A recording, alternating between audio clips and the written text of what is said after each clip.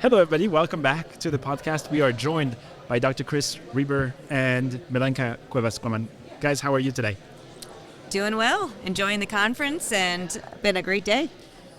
Yeah, thank you. Thank you for having us, but it's been a great conference. I'm happy to be here. Can you tell us a little bit which institutions you're coming from and if you have any role or if you're part of any groups in the CHNC, which one are those? So I'm currently the Division Chief of Texas Children's Hospital, Division Chief of Neonatology at Texas Children's Hospital, Baylor College of Medicine, and I have been involved with CHNC since the very beginning when we all got in a room and said, hey, we need a database. So I've been privileged to be part of this amazing group, and so now I'm on the CHNC Exec Committee, and then I'm the co-leader of the annual symposium with Anthony Piazza. Right. And I'm also Texas Children's, Baylor College of Medicine, but my major role is in the BPD Collaborative, and I'm also run the BPD Consult Service at my place. But I think as part of the BPD Collaborative, somehow I've been an unofficial member of the severe BPD group and the CHNC, because I will also get in those meetings without even knowing how to join. And then at some point I realized how to make it official. Yeah. But yes. Yeah, Leif and Karna were on yesterday and telling us all there's a lot of shared goals and alignment and overlapping. So yeah, I think there's a lot of collaborative work happening between the two. Yes, no, we love it. I think one of the things about this meeting, the colloquium, it was amazing. I think it was amazing to see the engagement. I feel that my group are people that usually don't talk very much. And so seeing the engagement and the discussions happening, and you could see the cells kind of moving and thinking what the next thing we're going to do. So I think it brings a lot to us. That's awesome. It's funny that you say that. We're finding like the vibes of different conferences, and obviously the CHNC conference symposium is also very collaborative, just like the CHNC itself. But the workshops seem super intentional, like they're really working spaces. Was that always part of the plan, or has that changed over the time?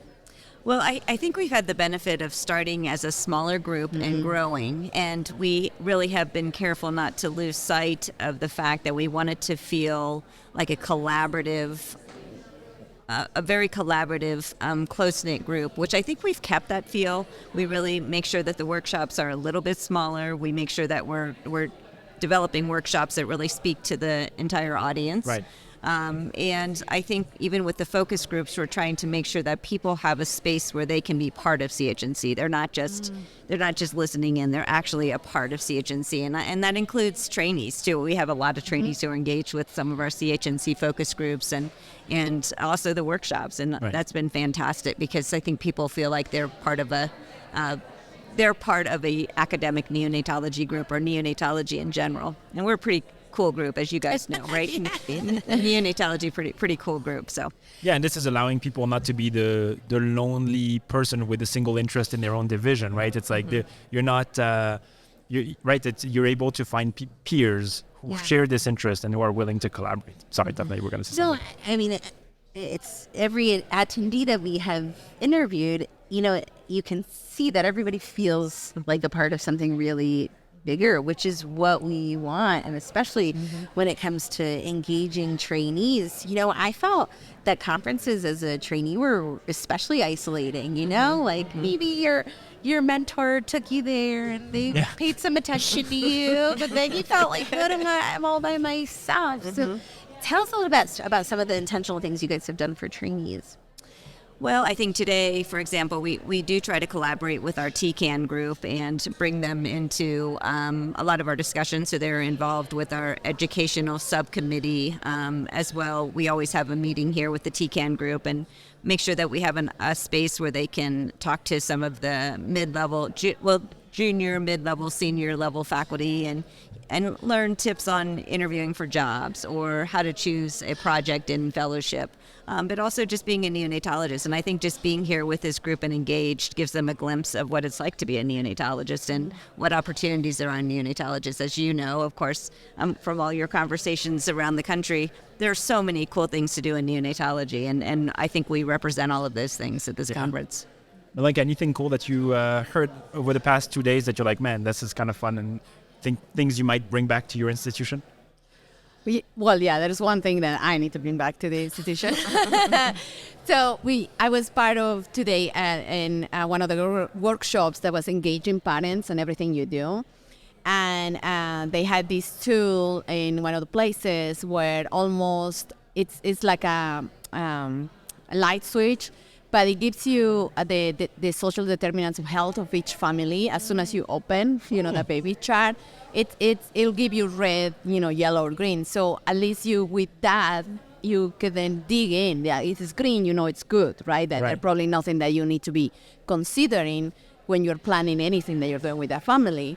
But the fact that you have that, and as a visual, then that can make everything that goes with it in thinking of how you're going to approach the family, in thinking how are you going to bring them in, or why they don't come in, right? Mm-hmm. And then everybody's complaining and you don't know. And so I think the other thing that I learned that I think would be super helpful too is that if you do it on admission, it could be different than at discharge, right? That's so true. And so why don't we do it at least in scheduled time so we can, it has to be part of what we do every day, I think, and including the families in many ways. Like even when today Amy was talking about that, I remember one of my patients assumed the Legacy Tower open. It was going to have heart surgery, and the mom was pumping. And there was no fridge for her to leave. And it was kind of COVID time, so she didn't have anybody else with her. So I literally worked the entire day during the surgery, bringing her milk to the milk bank because it's in the other building. And, we complained, and that was the first patient that actually got a fridge. Right. So it's kind of like the first patient that they were dealing with. Mm-hmm. That's so interesting. Yeah, no, they're the cool things that I learned. But I actually want to put a plug in to having the opportunity to see fellows here. Yeah. I think that's one of the reasons, too, that we decided to do the workshop for staffing in neonatology, because I think, maybe we're trying to solve what we're living, right? I mean, right now, the staffing is our problem because we're living on that. But if we don't bring the young folks and their perspectives and how that can improve, it doesn't matter what I think is right or wrong. And so I think that's why we also wanted to do this workshop tomorrow, so we can bring that perspective. And we have an appointment with you guys after the workshop to tell us a little bit about it. Update us on Definitely. Anything you're taking home in particular? There's always things that I have a list of things to one, every time I hear about a focus group, I always want to think about, okay, which of my faculty are engaged or which trainees do we have engaged in that focus group? The other piece that I think is exciting is we're pulling in more and more of our the other disciplines, our surgeons, our APPs, and so making sure that we're keeping them engaged in all these pieces. You talked to our neurosurgeon yesterday, right, Dr. Limbrick, and he has joined one of the focus groups, and I think there's opportunities at all of our sites to pull in our fetal surgeons, our neurosurgeons, our pediatric surgeons in general. So that's the other piece. I always want to make sure we're keeping those groups engaged.